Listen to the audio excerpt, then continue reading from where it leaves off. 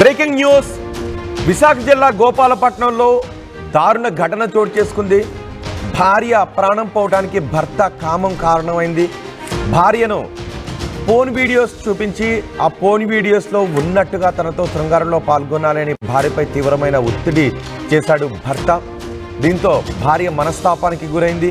అంతేకాదు రకరకాల టాబ్లెట్ ఇచ్చి వయాగ్రా టాబ్లెట్లు ఇచ్చి అవి భార్యతో మింగించి ఫోన్ వీడియోలు చూపించి అందులో ఉన్నట్టుగా తనతో ఉండాలి అంటూ ఒత్తిడి చేయడంతో ఆ టార్చర్ భరించలేక భార్య ఆత్మహత్య చేసుకుంది. ఎంత వేడుకున్నా భర్త కనికరించలేదు, సంసారానికి సహకరించడం లేదు అంటూ ఆ భర్త అమ్మాయి కుటుంబ సభ్యులకు ఫోన్ చేసి ఫిర్యాదులు కూడా చేసేవాడు. ఇలా తన పరువు తీసేస్తున్నాడు కుటుంబ సభ్యులందరిలోనూ అని ఆ భార్య అవమానకరంగా భావించింది. అంతేకాదు భర్త పెట్టే టార్చర్ కూడా భరించలేకపోయింది. రకరకాల ట్యాబ్లెట్లు వేసుకోమని చెప్పడం, ఆ రకరకాల ట్యాబ్లెట్లు మింగించడం, ఫోన్ వీడియోస్ చూపించడం, వికృతంగా తనతో శృంగారంలో పాల్గొనటం, ఇవన్నీ భరించలేక ఆమె బలవన్మరణానికి పాల్పడింది. వీళ్ళిద్దరికీ 11 నెలల క్రితం పెళ్ళైంది. నాగేంద్రబాబు వసంతకు ఫోన్ వీడియోస్కి బానిసయ్యాడు భర్త నాగేంద్రబాబు. పోలీస్ స్టేషన్ ఇప్పుడు భార్య మరణంతో పోలీసులు కేసు నమోదు చేయడంతో పోలీస్ స్టేషన్కి వెళ్ళి లొంగిపోయాడు భర్త నాగేంద్రబాబు, అతని తండ్రి కూడా. అయితే తల్లి మాత్రం ఇంటికి తాళం వేసుకొని తల్లి సోదరుడు ఇద్దరు కూడా ఎక్కడికో వెళ్ళిపోయారు. నాగేంద్రబాబుని కఠినంగా శిక్షించాలి అని బాధిత కుటుంబం డిమాండ్ చేస్తూ ఉంది. ఒకసారి మా ప్రతినిధి శివరామకృష్ణ ఉన్నారు, శివరామకృష్ణతో కూడా మాట్లాడదాం. శివరామకృష్ణ, పోలీసులు ఎటువంటి కేసులు నమోదు చేశారు?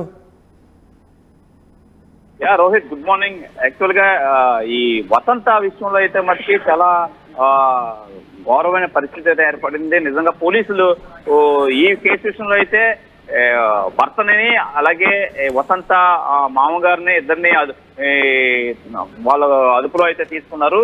ఏదేమైనా ఈ బలవన్ మరణం చాలా గౌరవం అని చెప్తున్నారు. అయితే ఈ గోపాలపట్నంలో కామాంధ్రులైన భర్త చేతిలో తనువు చాలించిన ఈ వసంత అసలు నిజంగా చాలా ఇబ్బంది పడింది. గత 11 పెళ్లి ఇంకా సంవత్సరం కూడా దాంట్లో 11 నెలలకి చాలా టార్చర్ పెట్టడం, అలాగే ప్రతిరోజు రాత్రి పోర్న్ వీడియోస్ చూసి ఆ టాబ్లెట్లు అవి ఇచ్చి తను కూడా వేసుకొని రాత్రంతా తనతో స్పెండ్ చేయాలని చెప్పి చాలా నరకయాతన పెట్టడంతో అయితే మటుకి వసంత నిజంగా చాలా వెక్స్ అయిపోయిందనే చెప్పాలి. నిజంగా భర్త విషయంలో వెక్స్ అయిపోయి తను 13వ తారీఖు రాత్రి 9:30 గంటల సమయంలో తన సోదర శ్రీదేవికి అయితే మటుకి మొత్తం ఈ టాబ్లెట్ సంబంధించి అన్ని వాట్సాప్ చేసి ఇలా చేస్తున్నాడని చెప్పి దాదాపు 10:30-11 గంటలకైతే రూమ్ లోకి వెళ్ళి హ్యాంగ్ చేసుకోవడం అయితే జరిగింది.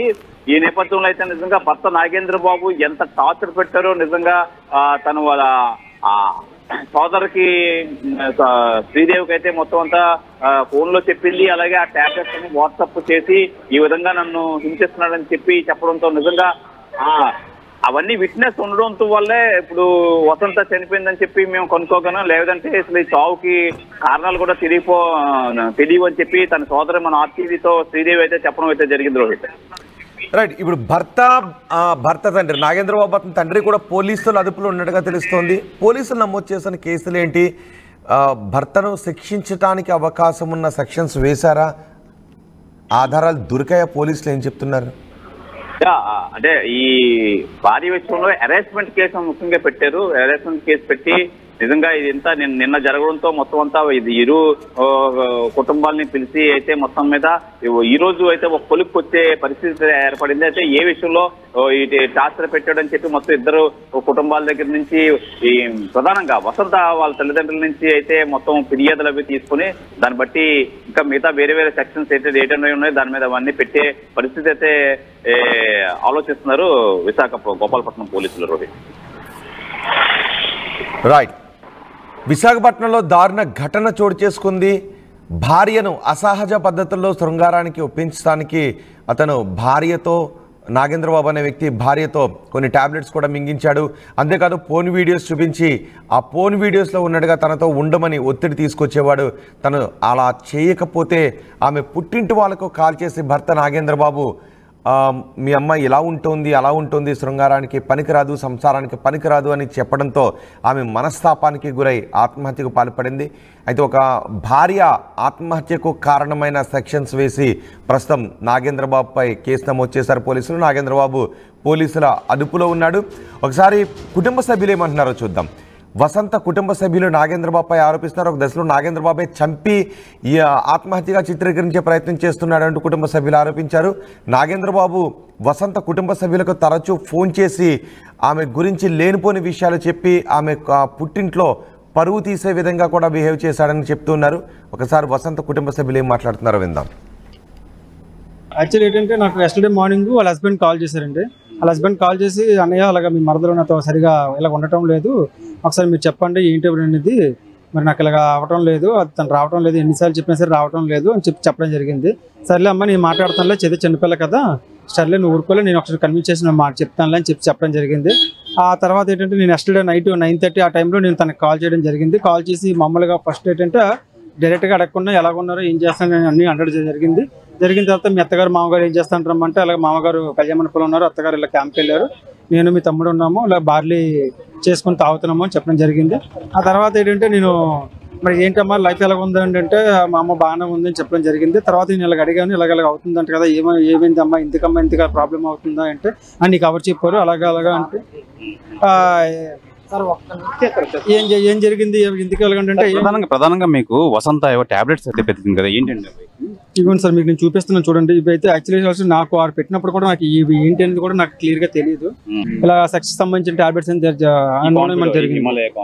నాకు ఆ టాబ్లెట్స్ పెట్టిన తర్వాత తను ఒక మెసేజ్ కూడా పెట్టింది, ఇలాగా ఈ టాబ్లెట్స్ మీ తమ్ముడు వాడుతున్నాడు, మీ తమ్ముడు ఫస్ట్ మీరు అడగండి ఎందుకు వాడుతున్నాడు ఏంటి అని చెప్పేసి అప్పుడు నాతో మాట్లాడండి చెప్పి అనడం జరిగింది. బట్ ఏంటంటే పెట్టిన టైం 9:35 ఆ టైం కాబట్టి ఇంకా ఆ టైంలో అడగడం ఎందుకు లేని చెప్పేసి ఎర్లీ మార్నింగ్ అడగాలని చెప్పేసి నేను టేక్టీగా తీసుకుని వదిలేసాను. ఇది జరిగిన కొద్దిసేపటికి 11 సరౌండింగ్ ఆ టైంలో నాకు మళ్ళీ వాళ్ళ హస్బెండ్ నెంబర్ నుంచి కాల్స్ రావడం జరిగాయి. బట్ నేనేమనుకున్నానంటే ఏదో నార్మల్ గొడవ ఇష్యూ కదా అని చెప్పేసి నేను టేక్టీగా తీసుకున్నాను. అలా బట్ అలాగా కంటిన్యూస్గా కాల్ చేస్తున్నాడు అంటే ఏదో జరిగి ఉంటుంది సంథింగ్ అని చెప్పేసి నేను కాల్ లిఫ్ట్ చేయడం జరిగింది. లిఫ్ట్ చేసిన వెంటనే బట్ తను మాట్లాడడం కన్నా ఎవరో వేరే పర్సన్తో మాట్లాడిపించి ఇలా మీ వసంతకి బాగా బాగోలేదు, మీరు ఎమర్జెన్సీగా ఫాస్ట్గా రండి, బెహర్ హాస్పిటల్లో జాయిన్ చేసాము, బెహర్ హాస్పిటల్ రండి అని చెప్పడం జరిగింది. బట్ నేనేమడిగానంటే ఎందుకు ఏమైంది ఏంటి అని బట్ రీజన్ అయితే నేను అడిగాను. బట్ వాళ్ళు నాకు రీజన్ మాత్రం చెప్పలేదు, మీరు రండి అని అంటున్నారు తప్ప నాకు పలానా రీజన్ ఇలా జరిగింది అని కూడా నాకైతే చెప్పడం చేయలేదండి. వెంటనే ఏం చేస్తుంటే మా ఫ్యామిలీ మెంబర్స్ కొంతమంది తీసుకొని నేను బెహర్ హాస్పిటల్కి వెళ్ళానండి. ఎలాంటి న్యాయం అంటే ఇప్పుడు తన పెట్టిన మానసిక దీనికి తను తట్టుకోలేక చనిపోయింది. నాకు ఎందుకంటే దానికి కంప్లీట్గా ఎవిడెన్స్ అయితే ఉంది. మరి దానికి మరి పోలీస్ డిపార్ట్మెంట్ మరి ఏం న్యాయం చేస్తుందో వాళ్ళే చూడాలి. అది ఎందుకంటే ఇప్పుడు ఏదో ఎవరైనా ఆడపిల్లండి, మనదైన ఆడపిల్ల కాదైనా ఆడపిల్ల, ఇప్పుడు తన ఇది జరిగింది, తను ఇంకొక మ్యారేజ్ చేసుకోకుండా ఉండలేడు కదా అబ్బాయి కాబట్టి కంపల్సరీగా నాకు తెలిసి సెకండ్ ఒపీనియన్ తీసుకుంటాడు రేపొద్దున్న. ఎందుకంటే ఈ దీనికి అటాచ్ అయిన వాడు రేపొద్దున్న ఇంకొక అమ్మాయి వచ్చిన తర్వాత అమ్మాయి లైఫ్ కూడా ఇలా స్పాయిల్ అవుతుందని ఎవరో గ్యారంటీకి చెప్పలేం కదా. ఎందుకంటే ఇది డ్రగ్, ఈ డ్రగ్ అనేది ఒక పర్సన్ ఒకసారి అటెండ్ అయిందంటే మాత్రం అదేం చేసినాయన అయ్యే టాబ్లెట్లు ఆ సెక్స్ గురించి ఓడుతాడట. ఆ టాబ్లెట్ల వల్ల నా కూతురుని భూదేవతకి ఇచ్చినాడు, అడి ఎంత పని చేసినాడు, నేనేం చేస్తును నా కూతురు చెప్పింది, అలాగే నమ్మ మగోళ్ళు కాదేటమ్మాలే మారుతారు అన్నను అడియాక ఇంక మార్చిండు. అలమరిది నాకు వార్నింగ్ ఇచ్చినాడు, ఈసారి మీ ఎమ్మలిగొద్దు మా ఇంటికి రాదన్నాడు. అడి పైలాగానికి అడి పంపించేసినాడు, నా కడుపు కోసేసి నన్ను బుగ్గు పాలు చేశాడు. నా కూతురు నేను బంగారం బొమ్మలాగా నేను పెంచి వాళ్ళ ఫ్యామిలీ ఇష్యూ అండి, అరేంజ్మెంట్ అంతే, ఓన్లీ అరేంజ్మెంట్, ఓన్లీ మెడిసిన్ ఆయన టాబ్లెట్ వేసుకుంటే అది కూడా పోలీస్ వారికి ఇచ్చాం మెడిసిన్. అది దేని వల్ల ఓడుతుండో ఏంటనేది సెక్స్ వల్ల ఓడుతుండని యూట్యూబ్ చూసి అరేంజ్మెంట్ చేస్తే ఏడాదైనా 4-5 సార్లు మన భార్య దగ్గర పడుకుంటాం, మనం పడుకుంటాం. అలాగా కంటిన్యూగా నైట్ అంతా ఉండొచ్చు ఉండకపోవచ్చు, ఒక్కో రోజు ఒక్కోలాగా ఉంటుంది. దానివల్ల అరేంజ్మెంట్ చేసి ఆ రోజు అవ్వకపోవచ్చు, 3 రోజులు గ్యాప్ ఉంటుంది. ఆ 3 రోజులు కూడా ఇబ్బంది పెడితే ఆ ఇబ్బంది పెట్టి వల్లే అలా జరిగిందని మేము అనుకుంటాను. చెప్తే అమ్మ సరి చెప్తాంలే అని చెప్పాం పెద్దలుగా చెప్పాం. దానికి ఏంటంటే మరి ముసలుడు ఏం కాదు కదా, ఇంకా పాప ముసలిది ఏం కాదు కదా, ఆ కోరికలు ఉంటాయి. కాకపోతే యూట్యూబ్లో చూసి ఆ ట్యాబ్లెట్లు వేసుకొని ఆ పిల్లని అలాగే అరేంజ్మెంట్ చేస్తుంటే మాకు 4 పిల్లలకి ఒకటే దిక్కది, 4 పిల్లలకు చిలకలాడ పిల్ల, దాన్ని అనవసరంగా 21 సంవత్సరంకే పెళ్లి చేస్తాం. పని చేస్తారు ఏదో కొద్దిగా వాళ్ళకి భూములు ఉన్నాయి, మేము అంచుమించి 20 లక్షల దగ్గర ఇచ్చాం. భూమి అమ్మిస్తాం, ఉనికాడ భూమి అది కూలి పని చేస్తారు, ఫాదరు మదరు కూలి పనే, 2 ఆడపిల్లలు మా చెల్లికి ఒక పిల్లలకి పెళ్లి చేసి వాళ్ళు సక్రమంగా ఉన్నారు. ఈ 11 నెలలు ఇలాంటి వార్త తింటాను కదా మా అంటే మా 40 ఇళ్ళకి అది గాలిలాంటి పిల్ల. మాకు ఎలాంటి హోమ్ మినిస్టర్ గారు ఏమేమి తీసుకున్నా, పోలీస్ శాఖ ఏం తీసుకున్నా, మీడియా మిత్రులు ఏం తీసుకున్నా మళ్ళీ పిల్లకి ఇలాగ జరగకూడదు. ఒక సంవత్సరంలోనే ఎందుకు పెళ్లి చేయడం ఆడపిల్లకి? ఇలా ఆడపిల్లకి పెళ్లి చేయాలంటే భయపడతాం. ఆడపిల్లకి ఇలా పెళ్లి చేయాలంటే భయపడే మనస్తత్వం వచ్చేస్తే ఇంకా సుఖం లేదు కదా. ఒకలా హోమ్ మినిస్టర్ సెక్సువల్ హెరాస్మెంట్ ఎక్కువ, అందువల్ల తను మాకు చెప్పేవాడు ఇలా రానివ్వట్లేదు చేయనివ్వట్లేదు అని చెప్పేవాడు. అలాగని చెప్పేసి నిన్న మార్నింగ్ 1 వీక్ ముందు నాకు చెప్పాడు, నిన్న ఎర్లీ మార్నింగ్ మా ఆయనకి చెప్పాడు. నైట్ మళ్ళీ మేమే ఫోన్ చేసాం, ఎందుకమ్మా అలా ఉంటున్నావు చేస్తున్నావు అంటే అమ్మాయి మా ఫోన్ కట్ చేసేసి మాకు ట్యాబ్లెట్లు పెట్టింది. ట్యాబ్లెట్లు పెట్టి ఈ ట్యాబ్లెట్లు ఎందుకు వాడుతున్నాడో కనుక్కోండి, అప్పుడు నన్ను ప్రశ్నించండి అనేసి 2-3 సార్లు మా ఇంటికి వచ్చేసింది కానీ మిడిల్ క్లాస్ వాళ్ళం కదా నచ్చ చెప్పి పంపించాం. మాకు అప్పటి వరకు తెలియదు ఇలాంటి హెరాస్మెంట్ అని. ఏదో అత్త అంటుంది తల్లి కొడుకు పెళ్ళవగానే మన మాట వినరు కదా అన్నట్టు, ఎలాగో ఉండమ్మా మనది మిడిల్ క్లాస్ ఫ్యామిలీ కదా మళ్ళీ భరించి ఉంటే తర్వాత బాగుంటాయి మన లైఫ్లు అన్నట్టు చెప్తే మా మాట విని వచ్చినప్పుడల్లా వెళ్ళిపోయేది. అలాగనే ఈసారి కూడా పంపించాము. తను 1 వీక్ ముందు నాకు ఫోన్ చేసి చెప్పారు, నిన్న ఎర్లీ మార్నింగ్ మా ఆయనకి చెప్పారు. మా పిన్ని గారికి డైలీగా చెప్పేవాడంట మీ పాప ఇలా చేస్తుంది అలా చేస్తుందని. మా చెల్లి చెప్పడం ఈ మెడిసిన్ వాడుతున్నాడు, తనకు నచ్చినట్టు నేను ఉండట్లేదు అనేసి నన్ను అరెస్ట్ చేస్తున్నాడు, అందుకే నేను వెళ్ళలేకపోతున్నాను, సెక్సువల్ హెరాస్మెంట్ ఎక్కువైపోయింది అన్నట్టు చెప్పింది. అది నైట్ మాకు 9:30కి మేము మాట్లాడాము, 10:30కి మాకు ఫోన్ వచ్చింది. అది చచ్చిపోయిందని చెప్పలేదు, బాగాలేదు మీరు అర్జెంటుగా రండి అంటే మేము ఇప్పుడు రాము మార్నింగ్ వస్తామని చెప్పేసాము. కానీ మేము గాజువాకలో ఉంటాం, వీళ్ళు గోపాలపట్నం మా చెల్లిని ఇచ్చాము.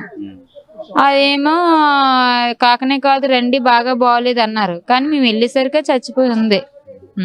తన తాళి కట్టిన తాడుతోనే తను చేశారు. వాళ్ళు డబ్బు ఉన్నోళ్ళు, మేము మిడిల్ క్లాస్ వాళ్ళు, మేము వాళ్ళతో మేము ఏదలేము, సపోర్ట్ ఇంకా అంతా తనకే అన్నట్టు మగా మాట్లాడుతున్నారు. జరగడం అయితే మాకే అన్యాయం జరిగింది. ఇంకా సంవత్సరం అవ్వలేదు 20 lakhs పెట్టాము, 20 lakhs పెట్టాము, ఇంకా సంవత్సరం అవ్వలేదు. తనకు చేసిన అప్పులే మాకు తీరలేదు. మా పిల్ల పోయింది, మా డబ్బు పోయింది, ఇంకా మా పరువు పోయింది. ఇప్పుడు తనంటూ రాత్రి టాబ్లెట్లు పెట్టింది కాబట్టి తన నిర్దోషం తేలింది, బాగా ఉందని తేలింది. అదే తన టాబ్లెట్లు పెట్టకపోతే తన మాటలు మేము నమ్మము, మీరు చూసే జనాలు నమ్మరు. ఆ టాబ్లెట్లు పెట్టడం వల్ల ఇప్పుడు అది మంచిది, తను హెరాస్మెంట్ చేసాడని నమ్ముతున్నాం కదా, రుజువు ఉంది. ఆ టాబ్లెట్లు పెట్టకపోతే ఎవరిమీ నమ్మము, మేము నమ్మకపోదుము. ఇంకేం జరిగినా మా పిల్ల పోయింది కదా, ఇంకా వాళ్ళు ఏం చేస్తారు? మా పిల్ల ఎంత బాధపడిందో ఆ బాధలన్నీ ఆ పిల్లడికి పడాలి, మరి అంతకు మించి మేము ఏం చెయ్యలేము. ఏం జరిగింది, దాన్ని మెడలో తోడుతో దాన్ని ఉరేసిండు, ఉరేసి మళ్ళీ మామూలుగా దాని చెంగుతో కలిపి సున్నితోటి ఫ్యాన్కి కట్టేసి 2 మనుషులు ఒక ఉట్టుకుంటే ఒకటి కట్టేసి ఉగ్గిడు. దాన్ని నేత మంచం టచ్ అయి ఉంటుంది, ఫ్యాన్ మంచం మనిషి టచ్ అయి ఉంటారు, మంచం మీద కింద జంప్ చేసినట్టు వచ్చింటారు అనమాట. ఆత్మహత్య కాదు హత్య అంటారు. హత్య పబ్లిక్ హత్య, ఆ 100% హత్య. ఏ కానిస్టేబుల్ ఎస్ఐలు కాదు సిఐలు కాదు ఊళ్ళు ఇచ్చేసినా హత్య కాదు. వాళ్ళ అమ్ముడు పోతే మేమేం చేయలేము, వాళ్ళ అమ్ముడు పోతే మేమేం చేయలేము, కానీ అది హత్య. మా న్యాయం కావాలంటే మరి న్యాయం మేము ఏం చెప్తాము, మా శవం పోయి మేము ఉన్నాం, న్యాయం చేయాలనేది మరి